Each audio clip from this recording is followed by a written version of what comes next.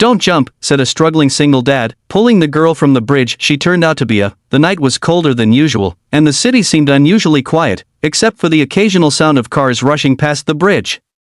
He hadn't planned to be there that evening, but life had a strange way of putting people exactly where they needed to be. He was on his way home from his second shift, exhausted and barely able to keep his eyes open, when he noticed the small figure standing on the edge of the railing. His heart stopped. He slowed down his old car, pulled over, and without thinking, jumped out. His breath hitched as he called out the words that would change everything: "Don't jump." The man was Armin, a single father trying to keep his life stitched together with too many jobs and too little time. His wife had left years ago, unable to handle the pressures of poverty, and since then he'd raised his little daughter, Isa, alone. Every day was a battle, paying rent, school fees, medical bills, groceries. Some nights he ate nothing, so his daughter could sleep on a full stomach.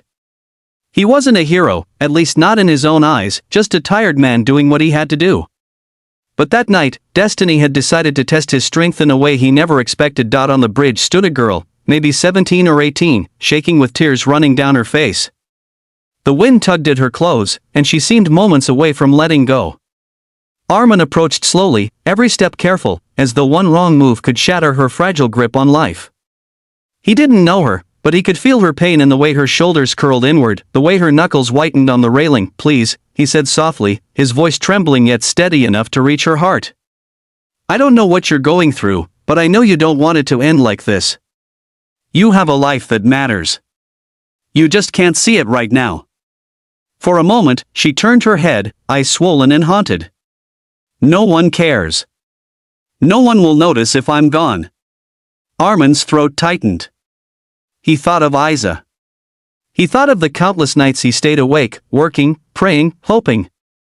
He knew what it meant to feel invisible. He stepped closer, holding out his hand. "I will notice. I care. I don't even know your name, but I can promise you, you matter to someone. And right now, you matter to me. Let me help." Her knees buckled, and she whispered something too soft to hear. Armin lunged forward, wrapping his arms around her waist just as her grip loosened. He pulled her down from the railing, clutching her as if she were his own child. The girl collapsed against him, sobbing into his chest, her entire body trembling. For a long time, they stood there, strangers bound by pain and an unspoken need for hope. He didn't let go until she calmed enough to breathe.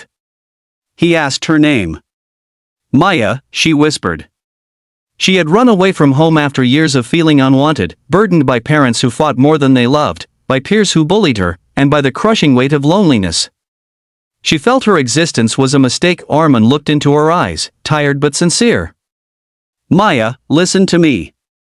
Life will try to convince you that you're worthless. Don't believe it. You are more than your pain, more than what people say.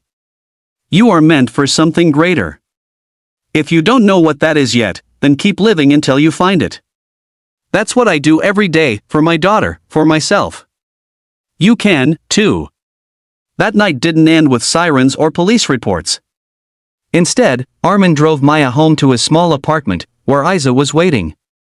The little girl's smile lit up the room, and for the first time in years, Maya felt warmth.